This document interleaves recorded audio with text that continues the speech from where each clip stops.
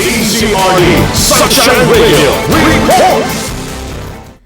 Mapandan LGU nagpatupad ng dagdag seguridad sa mga paaralan matapos ang insidente sa Tacloban. Alamin na balita niya mula kay Kapartner Lerna Hernandez. Kapartner Lerna?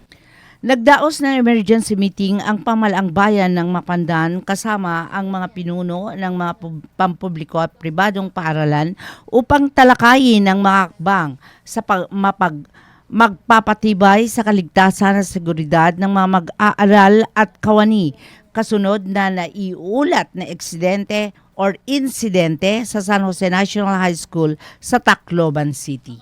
Sa panayam kay Mayor Carl Christian Vega, sinabi nitong tutulong ang lokal na pamalang upang madagdagan ang bilang ng mga security guard sa bawat paaralan.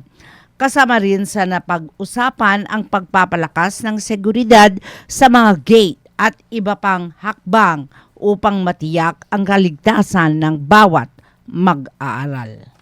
Sunshine News Blast! Nagkaroon din po kami ng emergency meeting after that incident. And tinawag ko po ang bawat principal, ang school heads, para po mag-usap-usap kami. Dahil po ang iba diyan ay may mga security. Sabihin na natin, yung wala mang baril, pero siya po yung in charge sa gate.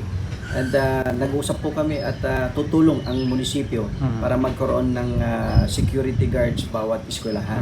And yung proper na yung gate ng ating eskwelahan ay mga pinag-uusapan din yon kasi hindi naman pwede na maiipon sa labas ng ating mga estudyante at isa-isa pupunta sa loob. So may mga proper po kaming na-discuss na, but we will be focusing more sa mga national high schools, yung mga secondary level ng mga eskwelahan, para po sila po yung nakikita ko mas prone in terms of mga ganito. Kaya piniprepare po natin, and mayroon ng understanding na allocate po ng pondo para po sa additional security ng bawat eskwelahan.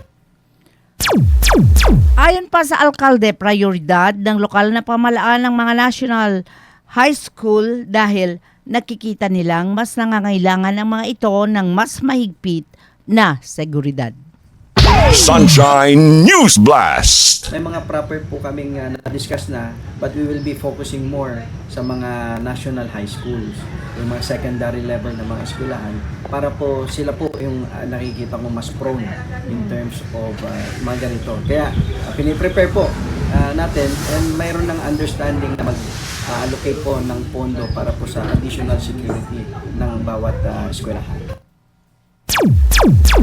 Matatandaan, naganap ang pamamaril noong Hunyo 22, 2026, bandang alas 9 ng umaga sa San Jose National High School sa Tacloban City. 3 mag-aaral ang nasawi habang hindi bababa sa 20 katao ang nasugatan na karamihan ay mga estudyante. Ayon pa kay Mayor Vega, ang mga hakbang na ito ay bahagi ng patuloy ng kampanya ng bayan laban sa krimen at iligal na droga. Tiniyak din niya na ginawa ng lokal na pamahalaan ang lahat ng kinakailangan na hakbang upang mapanatiling ligtas, maayos at mapayapa ang bayan ng Mapandan.